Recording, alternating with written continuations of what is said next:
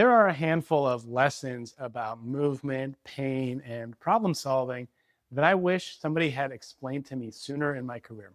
I'm going to share with you several key lessons that have changed how I understand the body and why smart, motivated people stay stuck. These lessons come from my 20 plus years in the health and performance world, and from working with hundreds of clients who were doing the right things, yet were still stuck and didn't trust their bodies and weren't able to get their lives back. So if you ever felt like you were putting in the effort, following the right advice, and still not getting results, then it isn't about trying harder. It's about seeing the problem through the right lens. And this matters now more than ever, because once pain becomes a nervous system safety decision, solving it with part-based thinking guarantees that you'll continue to revisit the same problem again and again and again. What I'm going to share with you are the core ideas that have changed how I think about movement, the body, pain, and how people build real resilience that lasts.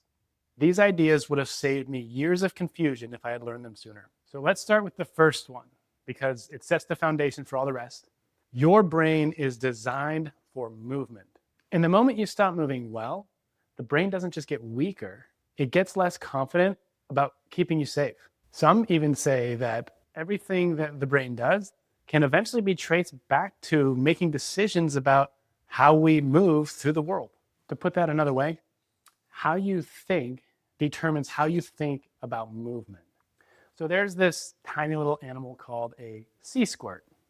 A sea squirt is this tadpole-looking creature, lives in the ocean, and when it's born, it has a brain, it has a spinal cord, and it moves about freely through the ocean. So at this stage of its life, it swims, it explores, it navigates its environment. And in order to explore and move and navigate, it needs a brain. However, eventually, the sea squirt, it finds a rock. And when it finds this rock, it attaches itself to the rock and it no longer moves. That is going to be the rest of its life. It just waits passively for food to come to it. And what it does when it no longer has to move, it eats its own brain. Not metaphorically, but literally. It eats its own brain. And because it no longer needs to move, it no longer needs to make decisions. It no longer needs to navigate the world. Because for the sea squirt, having a brain means burning unnecessary calories. From an evolutionary standpoint, the brain is metabolically expensive tissue. And if movement is no longer needed, then maintaining a brain is no longer advantageous. Here's the uncomfortable part. Humans don't eat their own brain, but when we stop moving in meaningful or complex ways, we stop using large parts of our brain. The brain doesn't just exist to think abstract thoughts. It exists to predict movement, solve problems during motion, and keep you alive. Movement isn't just exercise. Movement is information. And when your brain stops getting rich, varied movement information, it becomes more conservative, more protective, and more sensitive to everything around it. And that's when pain shows up. That's when your coordination drops. That's when your confidence in your body disappears. And this isn't because you're broken, mind you. It's because to your brain, you started living like a sea squirt. So when you stop moving, you stop using your brain as much. And so we like to say that athletes are dumb, mindless jocks, but they actually tend to be phenomenal when it comes to split-second decision-making or making decisions under pressure or deciding what to do with their bodies while they're in motion. And they don't just do this in everyday life. They do this in chaotic, athletic, competitive environments and scenarios where one little mistake could actually mean injury. It could mean losing their career. The athletes actually tend to be very intelligent, at least about their sport. Bodybuilders could tell you calorie counts and macro ratios off the back of their hand. Tennis players could tell you the difference in string tension of their racket or the playing conditions on certain different court materials of clay or whatever, and they tell you the effect of weather on how well they play. And it should go without saying that athletes tend to move better than the average American. And we are seeing this now in the research on cognition. There's a lot of overlap in the different brain networks involved with cognition and movement. Of all the different types of cognition, movement is a big driver for some of those same brain areas to be activated. Why? Because things like movement and speech and memory and coordination and attention all go hand in hand, because how you move determines how you think, and how you think determines how you think about moving. Do you remember where to find food? Do you have the ability to articulate and communicate? If someone is telling you to look behind you, there is a starving, hungry lion about to attack you, you need to be able to process that information and understand it. But if you move terribly, you will be the slow, struggling gazelle that gets picked off by the lion. On the flip side, if you know how to move well and your brain knows how to control the body well, it will be better equipped to evade that lion more easily, or any dangerous situation for that matter. And this is where pain gets misunderstood. Pain does not mean you're broken. Pain means your nervous system thinks you're unsafe. Pain means your nervous system thinks you're the slow gazelle. And if your brain thinks that you're the slow gazelle, it doesn't push you harder. It pulls the emergency brake and keeps you from doing anything. That's why movement matters. As far as your brain is concerned, your life literally depends on it. So if you want to get your nervous system to do what you want it to do, it needs to do what it was meant to do, and that is movement. Now that we're on the same page about how important it is for your brain to know how to move your body, we need to know what kind of movement your brain wants you to perform. Your brain loves to understand the world you live in. If your brain can't understand the world, it doesn't know if it's safe or not. It doesn't know if that four-legged creature that you see down the road that's coming towards you is wagging its tail and its teeth are showing. It doesn't know if that is a friendly creature or if that is a happy dog coming to see you and have you pet it. It doesn't know if that animal is trying to bite off your arm. It only learns that through experience, through you being in that situation enough times to create a prediction about what happens when you see this furry four-legged creature coming towards you. So think of your body like a video game character. Your brain controls the character by way of the nervous system. In order to control the character, your brain has to know where the character is and what the character can do. And it does this through maps. You have maps for how you move. You have maps for how your eyes work. You have maps for how you breathe. You have maps for everything that your character does. And you also have maps for the world. This is how your brain decides what it can do as well as what it can't do. And if you give your brain good activation through movement, that brings clarity to those maps. And if you're missing information, those maps become less clear, which means the options for the game piece on the game board become less clear as well. And if the game piece or the game board are not clear, then your brain doesn't know how to navigate the world appropriately. And this is why complex nonlinear movement matters. And complex nonlinear movement teaches your brain how to control the character of the video game. And when the brain can't control the character well, that's when you see issues. This could show up as headaches. This could show up as anxiety. This could show up as digestive problems. This could also show up as pain. Pain is a protective output of the nervous system. If your brain doesn't feel safe about a movement, it'll try to protect you by keeping you from performing movement. Pain is a great way to get you to stop moving. And if the brain can't accurately sense the world around you or how to move the body well, it can cause pain to show up. And movement is the best way to build up clarity in the brain. The beauty is you don't actually have to be good at a movement to get benefit from it. But you do need to move differently than you currently do. Unless, of course, you'd rather have a brain that doesn't feel safe in the world around you. If you're watching this and you're realizing that pain isn't a body problem, it's a nervous system problem, I made a free video that shows you how I help people retrain their nervous system so pain stops running the show. It's the same brain-based approach I've used with hundreds of clients who were stuck doing the right things without lasting results. It's completely free, and if this resonates with you, the link is below. For the complexity of movement to be maximally effective, we don't want to just do it for a little while. We want to be able to do it for a long while, like literally forever, or at least as long as you have a brain. Which brings us to the next key point, which is that your brain is actually changing and adapting for the rest of your life. Your brain changes forever. The reason being is that your brain plays an infinite game, not a finite game. This is one of the most powerful concepts I ever heard, and I got it from a mentor of mine. A finite game is a game in which there is a clear winner, a clear outcome, and a clear endpoint.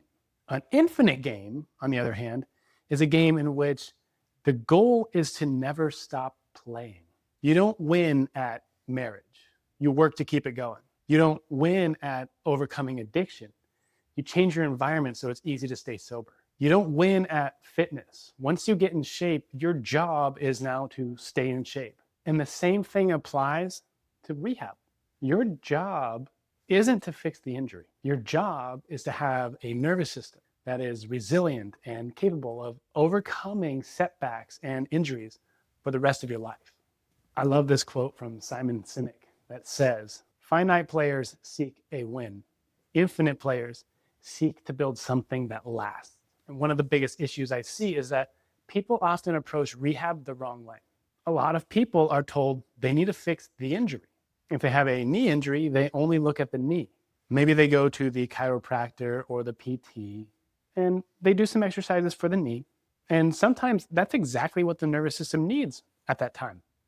But in my opinion, that actually makes things worse in the long run. The reason being is that it frames solving the problem around treating the symptom and not treating the nervous system as a whole over the long term. It also teaches people to look at their body as separate pieces. That approach never addresses the way the nervous system was functioning before the injury, and it never addresses how to bolster the nervous system for anything else that may come your way. Because if pain is a safety decision and you only treat the body part, you never actually teach the brain that the danger is gone. When you try fixing body parts by themselves, you only teach the brain one thing, and that is that you are fragile. And fragile systems, they stay in pain. The pro move is to have a nervous system that can overcome injuries easily and can function in a way and move in a way that injuries become less likely to happen again in the first place. And when you approach movement through the lens of how does this impact my nervous system? How does this improve my nervous system? The entire game completely changes. So if you want to not just get out of pain now, but stay out of pain in the future, you have to approach this as an infinite game, not a finite game. And once you approach this as an infinite game, you're going to be exponentially better off if you ever find something you actually want to be good at. And if you want to get good at anything, you have to shift your mindset. And that brings us to point number 4, getting better versus getting it right. What I'm about to tell you is one of the most powerful concepts that I could teach you. A lot of people think they failed in their rehab attempts because they didn't do it right. But the truth is, they were never actually taught how to get better. One of the biggest reasons people don't get their life back, even after they graduate from rehab, is because they're never actually taught how to get better. When it comes to bouncing back from an injury or a complex neurological issue, one of the biggest rate limiters is actually whether or not you have a growth mindset or a fixed mindset. A fixed mindset is a mindset that you are either good at something or you're not. You're either capable or incapable. And people with a fixed mindset, they tend to always want to be right, even when they're wrong. And when there's a chance that they might do something and be wrong or fail at it, they tend not to want to take any action at all. They've built this identity around always being right. And it can actually cause a lot of internal conflict when they start to encounter the possibility that they might not be good at something. Little side note, as soon as we started talking about changing the brain and growth mindset, those people probably tuned right out. Which means if you're still here, you probably have a growth mindset. A growth mindset is a mindset where you aren't averse to trying new things. where you're not opposed to trying something that you're not sure of. A growth mindset is a mindset where you're okay with not getting it right on the first try because you know that the experience is going to teach you something, that you're going to learn and that you're going to get better.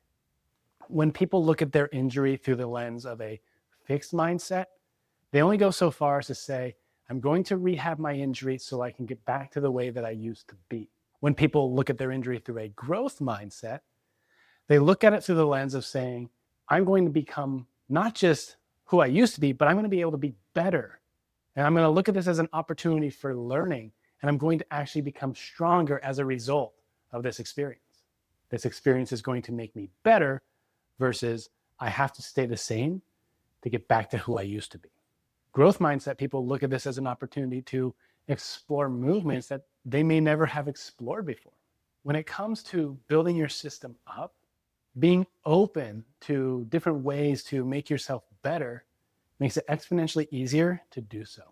If you think that you're always right, your cup is going to stay too full to add anything else in that could actually make you better. And those people will probably get injured again in the future. I hate to say it, but lessons are repeated until they're learned. So if you actually want to move past this season of your life, you actually have to be willing to learn, make mistakes, fail, but know that these are opportunities for growth. These are opportunities that are going to make you better. And if you treat everything as an opportunity to make you better, then every opportunity you have to improve is one you want to take. Life doesn't happen to you. It happens for you if you let it. And that can create a predicament. That predicament is that when you focus on something long enough to see results, whether that's getting good at it for the sake of being good at it, or if it's because that's what your nervous system responds best to for a while, that means that you're inevitably going to get worse at other things. And that's normal, and that's okay. And that brings us to our next concept, which is the concept of peaks and valleys. The way peaks and valleys works is this. The things you do more of, the things you get good at, those become your peaks. And the things you do less of, or the things that you inherently let fall to the wayside, those become your valleys. Most people try to be good at too many things. And you actually can't be good at a lot of things all the time. That's normal. And that's why most people are average. 50% of people are above average and 50% of people are below average. And the people that are above average get to be above average because they focus on fewer things.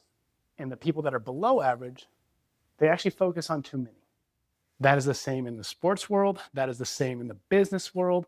That is the same in every avenue you look at. In any field where people get good at something, that is the pattern that you'll see. In order to get good at something, you have to focus your attention, focus your effort into an increasingly narrow window of attention. Everything that you say yes to means that there is something else that you have to say no to. And this applies to your movement as well. Just look at Usain Bolt. Usain Bolt was the world's fastest man. He holds the world record for 100-meter sprints. He ran 100 meters in under 10 seconds, which is absurd. The dude is ridiculously fast. But what a lot of people don't know is that when he retired from sprinting, he decided to pursue a career as a professional soccer player. When his coaches were interviewed about what is it like to have Usain Bolt on your soccer team, they all basically said, well, he's fast. Here is one of the greatest athletes of all time, and especially exceptional in his domain, which was sprinting, but he was only a decent soccer player.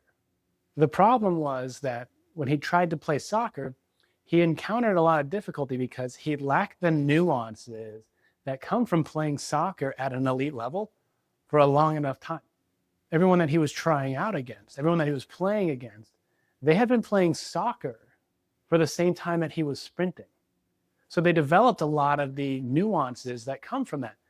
Perceptual speed, ball handling skills under stress. He didn't have these attributes because he hadn't trained them. So the things he got good at caused him to choose things that he wasn't going to be as good at as a result. And so as fast as he was, everyone else on the field ran circles around him. Here's the thing. The same thing happens to you or me anytime you train any movement. If you do a lot of weight training, your brain gets a lot of the activation that only comes about when you lift weights. If you do a lot of yoga, your brain gets a lot of the activation that only comes from when you do yoga. Same with dance, same with martial arts, same with gymnastics, same with anything. And those become your peaks. And what this means is that your brain isn't just a reflection of what you do, it's also a reflection of what you don't do. And everything that your brain doesn't get exposed to, those become your valleys. So ask yourself this: what movement has my brain not experienced in years? That may actually be a major clue as to what activation your brain is missing to fill in the gaps on your game piece. If there's something that's been missing from your activation patterns, that is a super low-hanging fruit place to start if you want to change your brain. Remember, the goal is to make you better. In order to do that, your brain has to be functioning as well as possible. That may mean finding the things you haven't done or haven't done in a long while, and then giving your brain a new challenge to learn.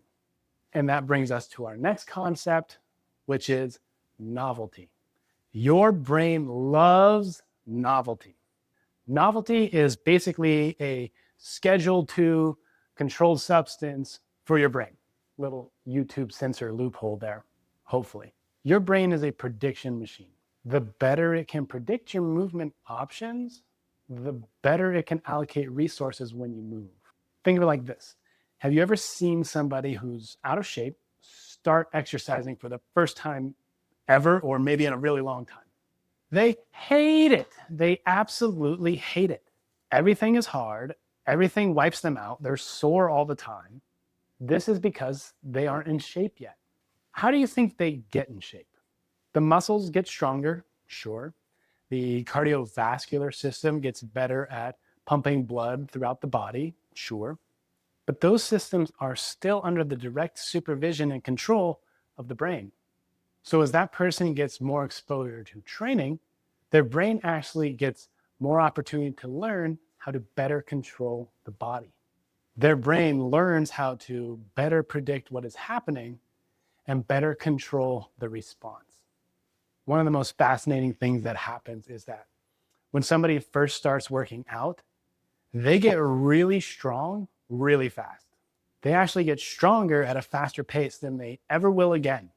And the reason this happens is that your nervous system actually learns how to better control your body. This is all super novel to your brain, which means your brain now updates really quickly and revises its models for how to actually create and respond to movement. And the nervous system will actually change faster than the muscular system. And it definitely changes faster than connective tissue like ligaments. But every contraction, every yoga flow, every dance move that you learn, your brain changes and grows. And the next time you go to do that thing, your brain has a better understanding of how to predict what it is that you're trying to do. And over the lifetime, you actually want to make your brain better equipped to predict anything that you'll ever encounter in your life. And the way you do this is by looking for different things for your brain to learn. If you have a rehab goal, you may get by with basic activations, at least for a while. But at some point, you may need to look for ways to make rehab more novel so that your brain can learn faster. And if you have a performance goal, the same rule applies. If your brain stops paying attention, the brain stops learning. So if you're trying to create change in the nervous system so that you can get your symptoms to disappear, you have to continually find ways to update how your brain understands how to move through the world. Your nervous system doesn't care how hard you're trying. It only responds to what it's learning. Now, if you want to learn more about how to change your brain, be sure to subscribe to this channel so you can stay up to date on all the videos to come. If you've tried to fix your body and it hasn't worked, the problem was never the effort. The problem was your strategy. I made a free video explaining how I help people retrain their nervous system so that pain stops being the boss and they can get their life back. Watch it before you waste another year of your life.